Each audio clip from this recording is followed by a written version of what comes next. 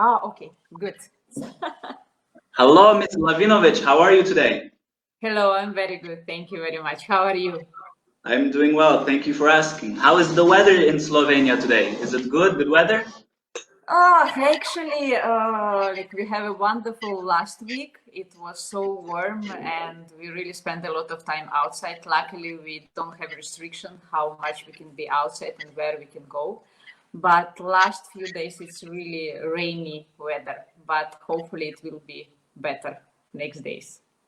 Very well. I hope you are staying safe, family and friends very safe. So, let's take a few moments to speak about your career. I will introduce you one more time for our joiners that are slowly joining second for second. Okay. Today we also have some questions that were brought up from dancers today. We will ask them as well. So guys, a little bit about Miss Tatsiana Lahvinovich. I'm pronouncing it correctly, yes? Yes. Yeah, I actually very like how it's like in English speaking people pronounce it. It's like it sounds very good.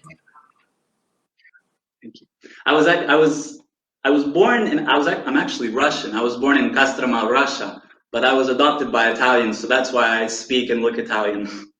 But you also speak Russian. So, guys, chut. I will learn. That's nice. Cool. So, guys, Miss Tatsiana Lahvinovich is a former professional ballroom dancer specializing in the international style Latin division. She is a Belarus, Croatian, and Slovenian national amateur champion, as well as a WDSF European and World Latin champion in the amateur and professional division. She's the winner of almost all possible major dance sport competitions, including the German Open Championships, the International Championship, UK Open, and Blackpool Dance Festival.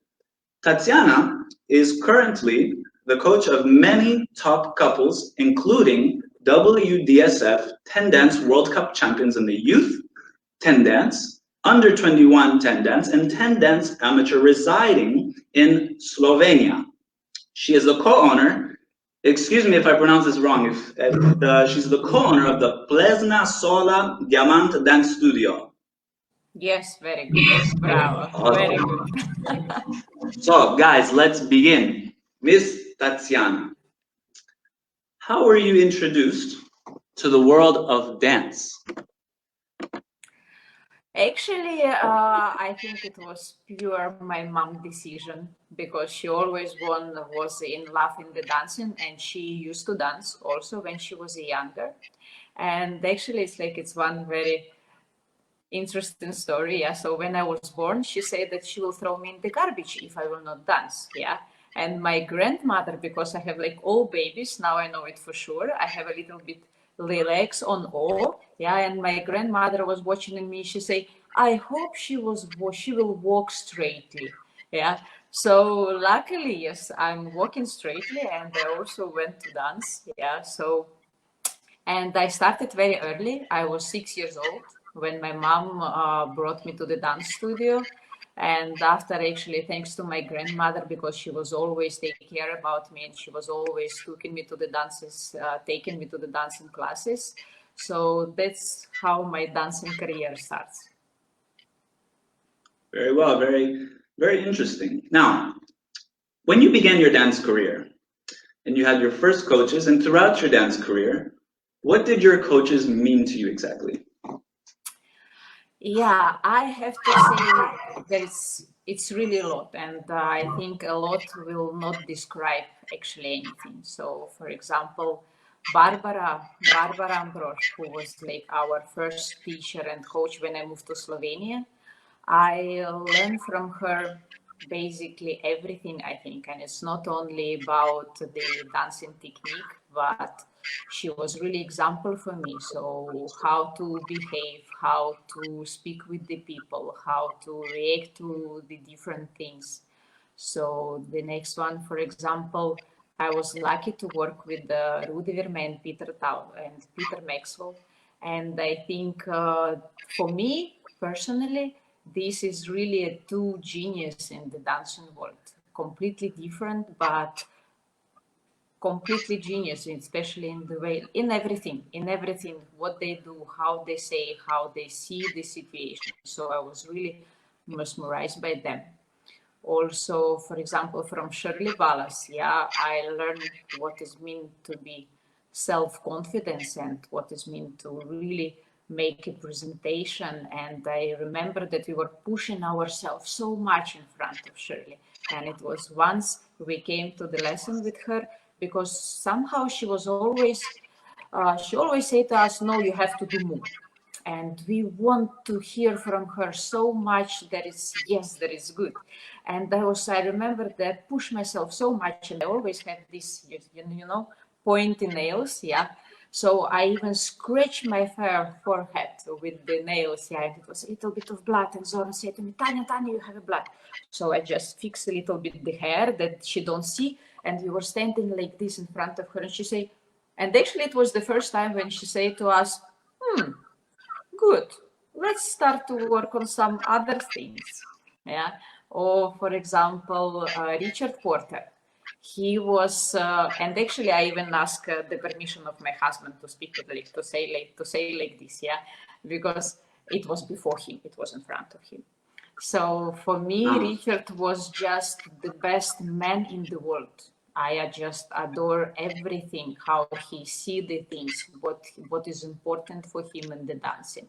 So for me was like, I think the best possible reward when he said that he is happy with the dancing. Yeah, so for me was always, of course, the result was important. Of course, we want to make as better result as possible, but somehow for me was always the most important, because I always believe in our team. I always believe to my coaches, and for me was always the most important their approval, that they say that this was really good, that I managed to show really everything what we was working on this. Or another, I also want to manage one more word, for example, name Alison Fulham.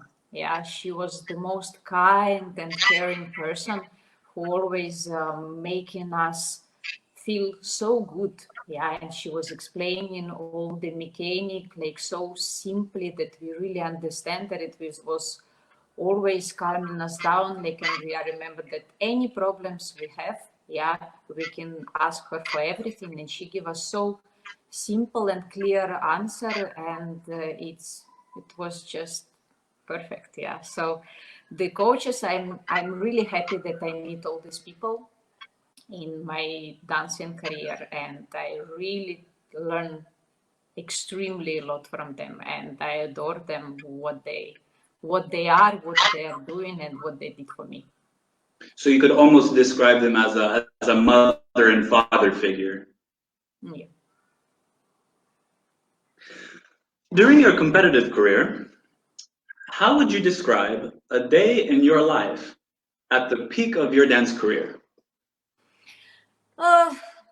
Very boring. Could you elaborate a little bit? I mean, like, because we were like, I think what was special about us with Zoran, we were really crazy both. Yeah, we were practicing like crazy, and we spent really almost all time in the dancing hall. We never did. Okay, I understand that this time it's more difficult for the dancers. At that time, of course we work already with each other people, but somehow we managed to never mix it. So it's, for example, or it was only practicing, or we take some couple of days to go to teach together somewhere. So when we were really practicing, yeah, we wake up, we eat breakfast, we go to the dance hall, we spend there 3-4 hours. We always did the warming up, stretching, we always have some special exercise. Every day we work on the basic. It was not even one day that we don't go through the basic steps. We have basic choreographies after we practice some pieces, for example, and we have a break. We went and actually, because the place where we were living was quite far away from our dance hall, so we never have time to go home. So we always just go to eat somewhere, and after we come back and we spend again 3 or 4 hours in the hall. So basically in the peak of our career, and actually all career, I have to say, with Zoran, we were practicing 6-7 hours a day, and we were really, I think, crazy about practicing, because we know that it should be like this, and we also enjoy it. Now, as I'm listening to your words, I would like to ask you a question a little bit off script. Sometimes I listen to couples and I hear them, sometimes they feel like if they train so hard and they're at the studio every day, sometimes they feel as if when they take a vacation or they take a day off, they feel guilty and they feel like they need to keep practicing and practicing. How would you balance that feeling of guilt and having to practice? How would you balance a safe, appropriate, but still motivated to win? Yeah, I understand this very well. I always feel, I always feel guilty. I have to say that even like through all my career, even sometimes now in some situation, I think the worst judge for myself, it's me. Yeah, because I always criticizing myself and asking myself if I'm really doing the maximum.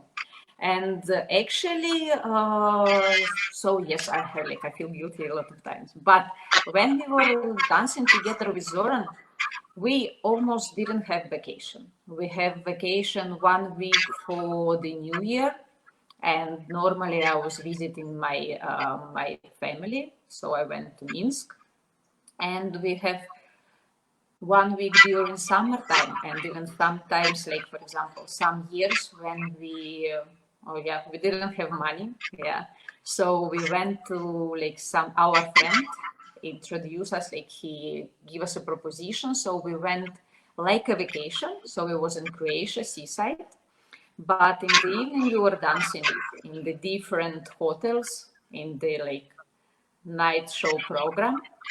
So we were still dancing, we were earning some money, and actually we were for free on the beach.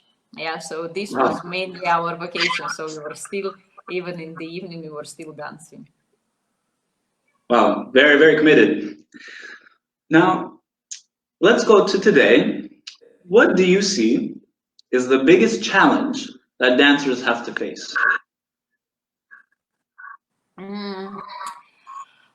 I think the biggest challenge is to stay true to yourself. Yeah, to believe that every human being is unique, and try to find out what you are, which kind of dancer you want to be. Yeah, try to not follow everybody. Yeah, to try to not copy everything.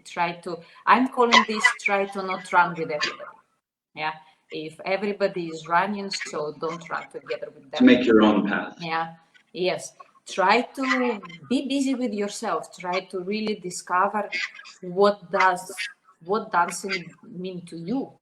What you like in this, why you like, how you want to see yourself on the floor, what kind of the dancer you want to be on the floor, how you want that people see you, what you want that they get, like how you want to make them feel when they're watching you dancing. So I would choose to really stay true to yourself and believe that you are unique, you are one of the kind, and you don't have to be the copy of anybody. Now, with this mentality, what would you say motivates you now, and what motivated during your successful competitive career? Actually, okay, it's different. Yeah, I have to say. When I was dancing, I never understand the people I never understand the dancers when they were saying that they don't feel motivated or they have problems with motivation. Yeah, for me, somehow this question was never exist. Yeah, somehow, but I think it's partly maybe connected with my family, because I rise in the sport family.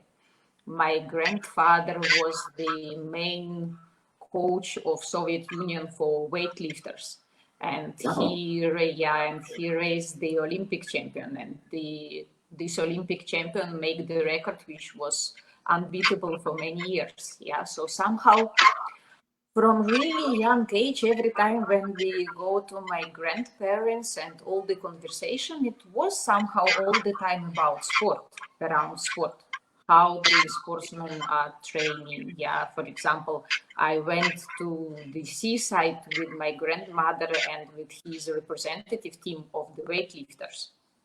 So somehow I always understand that this is the sport, this is kind of sport, dancing kind of sport. Yeah, and I think I have this sport mentality, and I always it was very clear for me that this is who I am, this is what I do, and this is kind of my job. And I think I was lucky, I always love it. Yeah, so for me was never the problem with the motivation, and I was always pushing myself that I always have one aim. I always want to be better than I used to be yesterday, for example. Yeah, so for me, the main goal was to discover what maximum I can produce or pull out from myself. Yeah, like lately, for example, I read some quote from Madonna. Yeah, that she wrote that she is her own work of art, and she is her own experiment. I think it's really fits to my mentality. Yeah, I always was curious what else I can do, how much I can develop this, and this was really interesting for me. Yeah, so I think this was the best motivation. Yeah, to see what maximum I can do with myself. And what is motivates me now? Yeah, I have to say that sometimes it's difficult.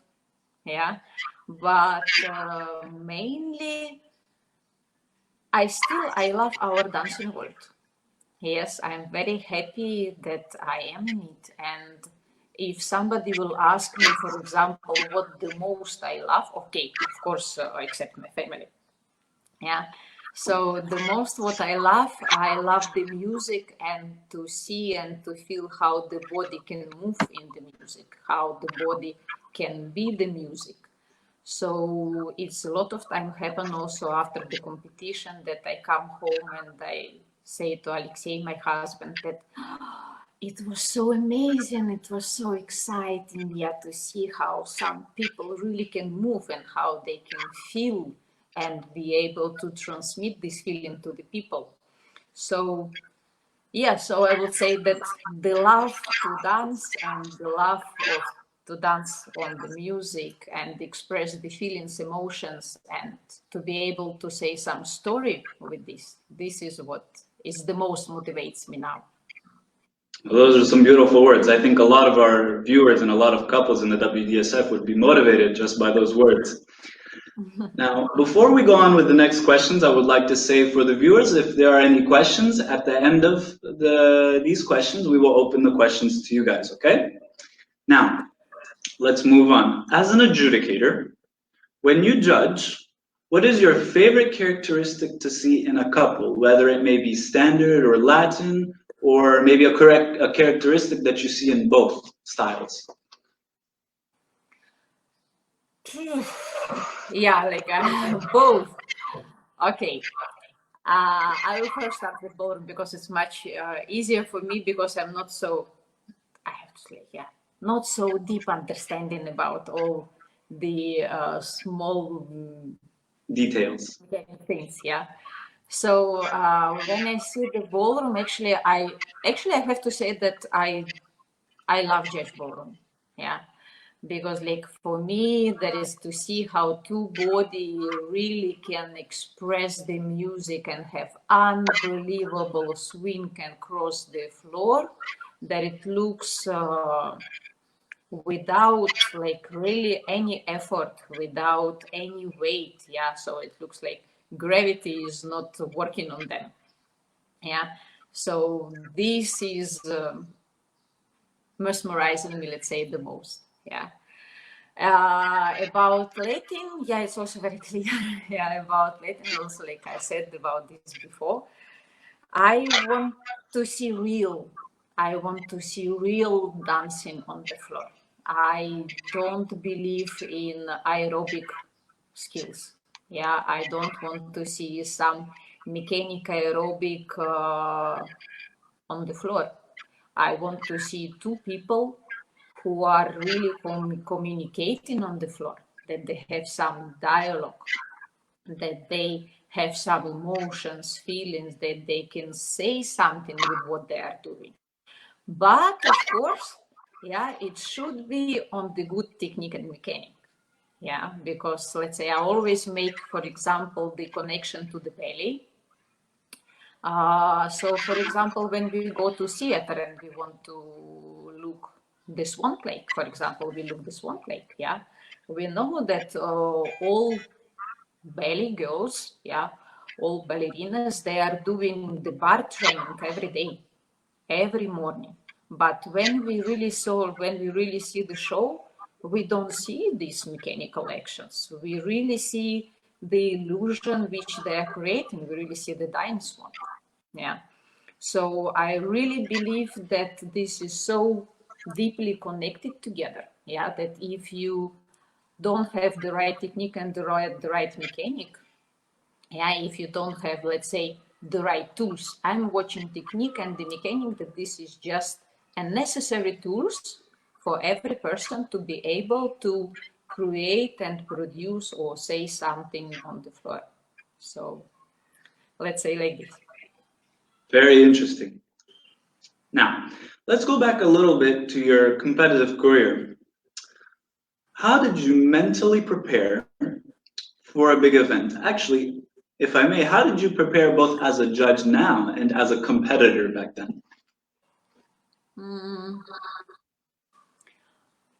For the career, like somehow, okay, because we were all, of course, we have our like structure how to prepare.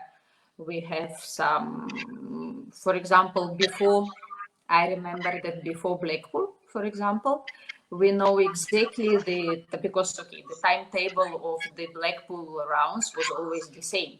Yeah, every year, approximately the same. Yeah. So we were doing, so for example, we planned to dance in the final. Yeah, so we know exactly how many rounds we will dance. So we make with at that time, actually it was with Ruth Vermey. So we find with him really the keywords for every round on what we will concentrate in this round, what will be our goal for this round. And we were doing this, and this was preparation like in Ljubljana. Of course, it was very easy for us. So we have the all day that we can use it. And we were doing the same amount of rounds, how it should be in Blackpool, at the same time with this, like with exactly goal and keywords for us. Yeah. Or for example, sometimes we were really trying to make the visualization. So for example, we see it, we closed our eyes and we put the music and we imagine us like how we will behave on the floor. Yeah. But actually it was always working like funny with us, with Zoran. Yeah. We realized after that if we feel very good on the last practice before the competition, actually competition was never so good after. Yeah. So every time when we feel not really good on the last practice, actually on competition we dance better and we feel better. Yeah, so we were not really killing ourselves. Yeah, we were really trusting our body, because we really practice a lot and we never go to the competition unprepared. Yes. And but also interesting, for example, the way how we were behaving on the competition, because for example, me and Zoran, we are completely different people with the different characters. So for example, Zoran feels good when he's going around and meet as more people as possible, and he is really communicating with them and making fun, so very active. Yeah. And me is completely opposite.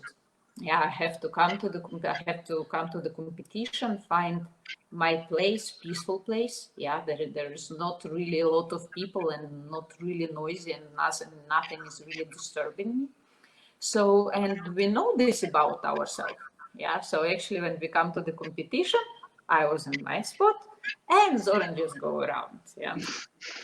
So yeah, it was like some structures which we know that it functioned with us, and this we were following. As a judge, I can't say that I really prepare myself for the big event which I'm judging. I'm really trying just to go without, like, really open. Yeah, really open with, like, let's say, with open with all my sensors and with the hope that I will really see something expiring. Yeah. So it's a little bit, of course I have my knowledge and my priorities, but from this, somehow from the expectation, like a little bit, let's say, like a white list, yeah, and allowed the couples to write on this list what they want to tell me, and I'm really open and want to understand this and be excited by or be surprised what I see. Yeah, so it's more this open for anything, let's say. Very interesting, very well. Now, let's go into this question. From when you first started dancing to today, what would you say is your biggest challenge, is the biggest challenge that you've had to overcome?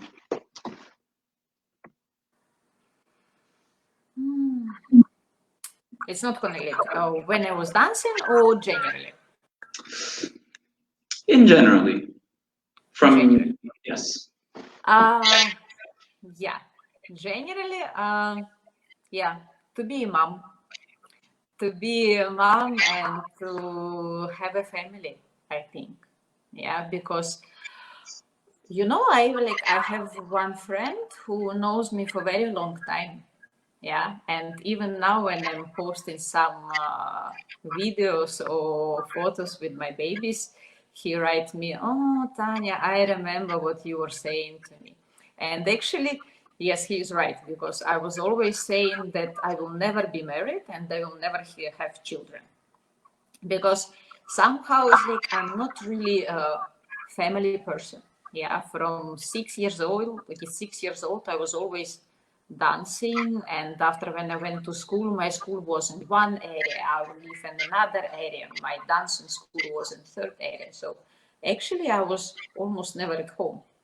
Yeah, so I was always traveling, I was always spending time in the dancing hall, and I I was never really taking care about somebody else.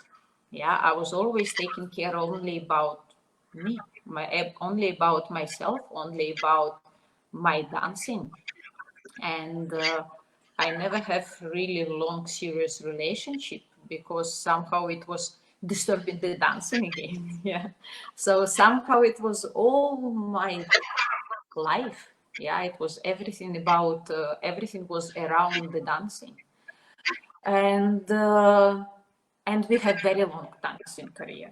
Yeah, so I finished dancing when I was 34 already, and after, in less than 2 years, suddenly I have a husband and I have a baby. Yeah, so suddenly all my life was changed. Yeah, so I have to learn what is mean to be a wife, what is mean to be a mother, what is mean to be a family person. So I think this was the biggest challenge, like, for me in my life. Yeah, and also it was, of course, it was the fears, because, like, a lot of times I think, especially the girls, yeah, like, this sentence was really scares me, when everybody is saying, you will see, when you will have a child, your life will change completely. And I was like, no, I don't want that my life change completely. It's like, what, like, who I will be. Yeah, so it's like I was like with myself for 34 years, and now suddenly my life will change completely. So, girls, all out there, I want to say to you, don't afraid. Your life will not change completely. Yeah, it's just something, the most beautiful thing in the life will appear in your life. Yeah, so it will be something which make your heart like warm and full of love all the time. Yeah, and but you are as you are, you stay as you are. Yeah, I still have like my character. I still doing what I did before. Yeah, I still have my appreciations. Yeah, so it's still the same. It's just something which is really precious. Yeah, so yeah, generally I think this was the biggest challenge of my life, let's say. Very beautiful. Now, whether in the dance sport world or in general, what would you say is the biggest sacrifice you have made to be where you are today?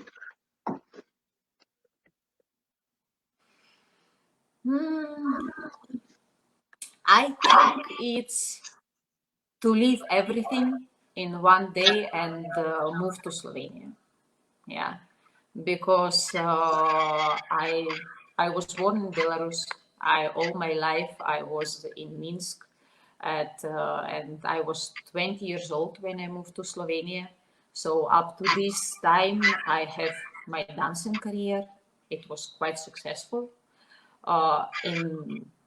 In this, let's say, at this time and this level. I have, I was already working, I was in university, I was studying university, I was already working in school. I have the course of dancing for the first and second grade in school. I have my group in dancing, like in dancing school. So I have full life. Yeah, and suddenly just in one day I just left everything. I took all my things, I took all my dresses and moved to another country, to the person who I didn't know at all.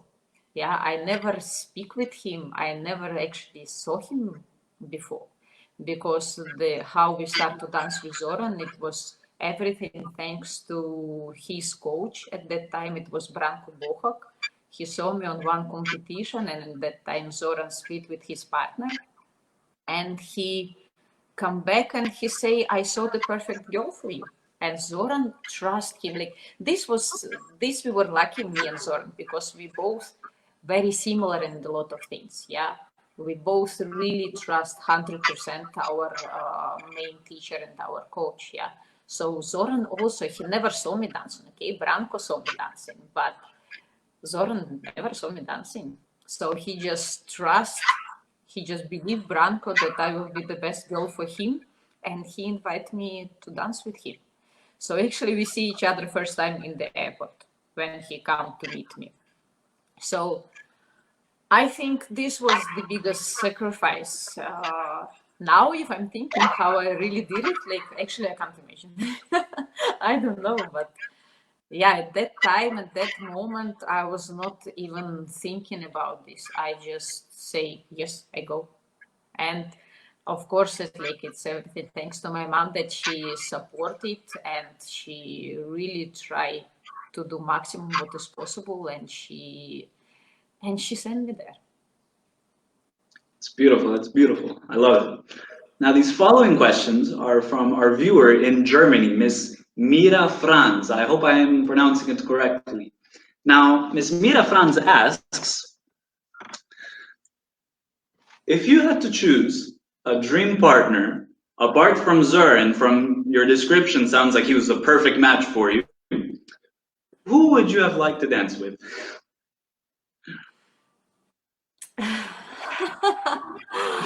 You know, I never thought about this actually, because I always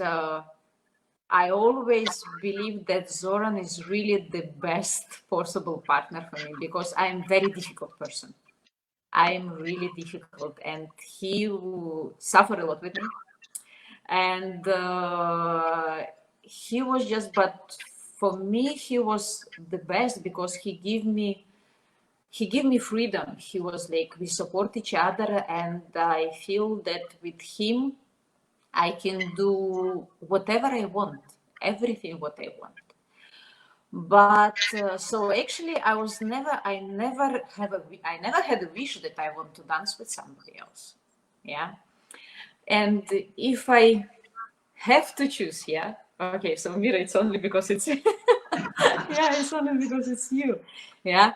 If I had to choose now and really think with who I would love to dance, but it somehow is not possible because we are not the same, like let's say, age category. Yeah.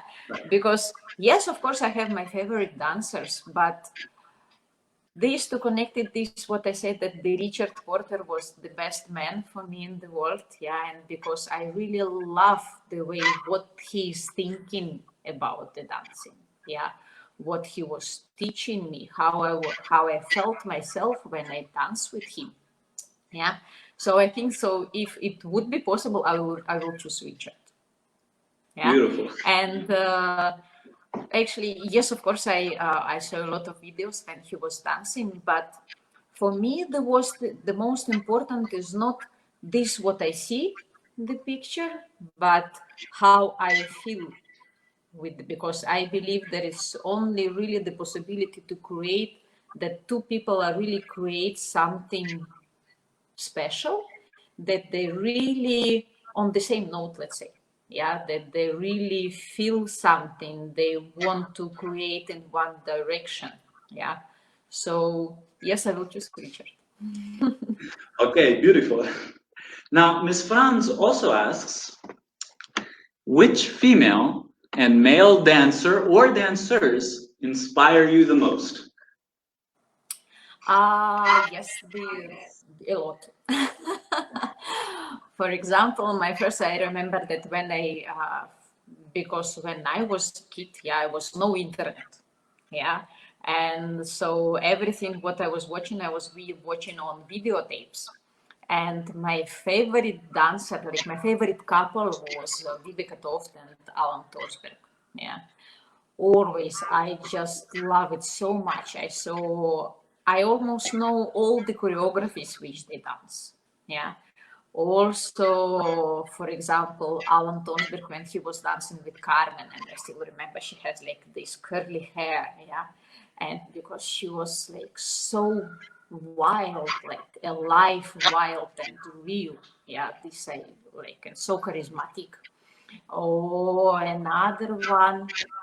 One of my favorite was always Hannah Carton because I adore like her unique style, the way how flexible her body is, how different she look from others, and what she can create from her body. Yeah, this was one of my favorite. Uh, Even when I was dancing with in Belarus, one of my favorite couple was Julie Fryer and Louis Van Amstel. Yeah, and they have so crazy choreographies. Yeah, so we were trying to collect from more different competitions, from different videotapes, the pieces of their choreography, and we were learning this, and we were dancing. We were also dancing this. Yeah, or for example, Gamer. Yeah, I like her legs. For me, always her legs, like how she used them, how beautiful, long, like legs she is creating when she was dancing. For me, this was always the best legs in the world. Yeah. So, yeah, I think mostly this. Very good, very good. Now, this will be the last question for today, and it's a very good question, Miss Franz. I love this question. Miss Tatsiana, what do you feel is the most important thing you try to teach or to advise for a dancer to improve his or her dance quality? Mm-hmm. Um, Of course, like as every teacher, we have our specialities, let's say, our favorite things which we like to work the most. But what is my really like what I'm trying to do as a teacher? Yeah, what I like the most. Yeah, I like to see what these particular people, what this particular couple miss the most. For example, I'm always using this comparison. Yeah, so let's say, okay, now in nowadays it will sound a little bit scary, but okay, yeah. So for example, when you feel bad, yeah, and you don't know what is wrong with you, you go to the doctor, yeah. And what is the most important, that the doctor is saying to you what exactly is wrong. So he put you the right diagnosis. So after the life is not so scary, you know exactly what you have to do and you will feel better. So I'm taking the teaching process, yeah, especially let's say with the couples who are not coming like for one guest lesson, yeah, but with who we are working continuously. So I try to find out and to see what exactly we have to work on, or what exactly we have to change, that it will make particularly them better. Yes.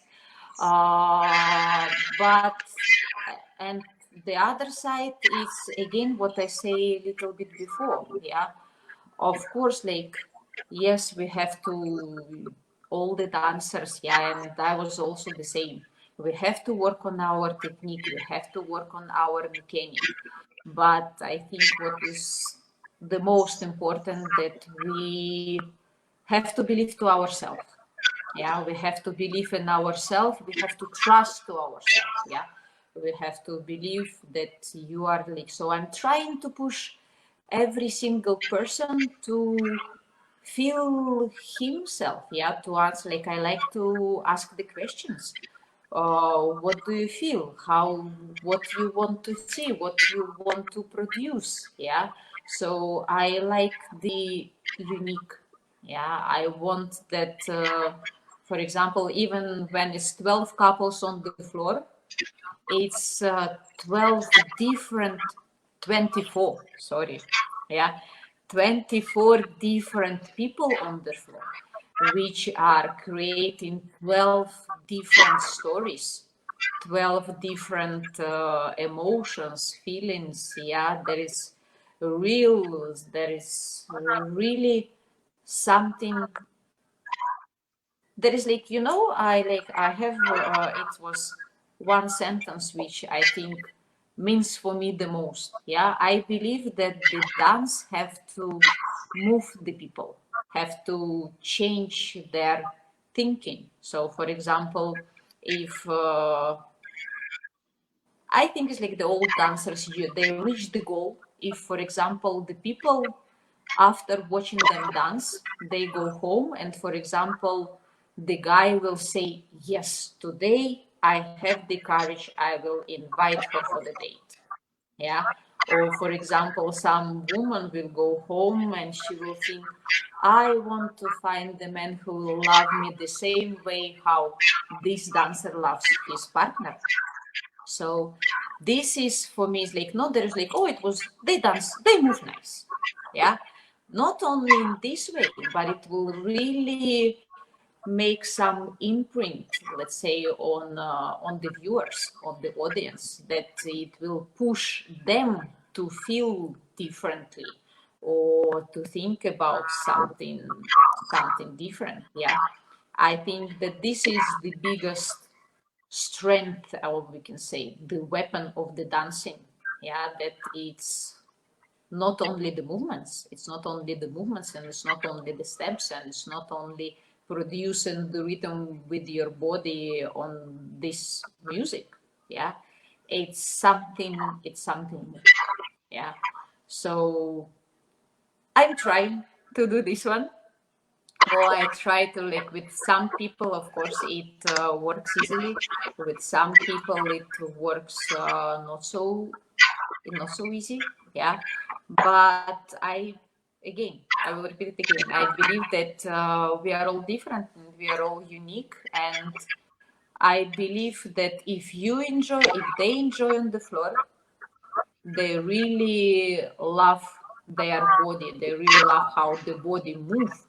With the audience and the judges also. The judges also the people, yeah. May like, and I always believe in this human factor, yeah. That if it's really touch you, if it's really move you, yeah. And I don't speak only about the emotions and feelings, yeah. It's the combination of everything, is the full package, yeah.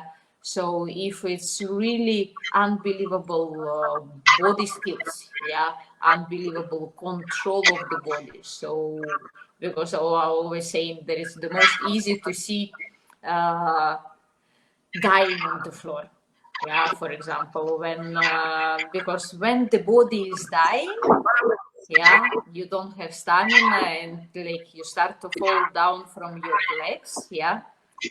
It's not possible to produce any story, yeah. So of course it's the combination of everything. Yes. Awesome, beautiful mindset. Okay, Miss Tatsiana, thank you so much for coming and doing this interview with us on Scalora DanceSport. It was amazing, and your words were very motivating. I hope for you to stay safe with the family, and we hope to see you in the dance sport world again one more time as soon as we can. Thank you very much. Thank you one more time to invite me. Thank you. And stay safe and positive, everybody.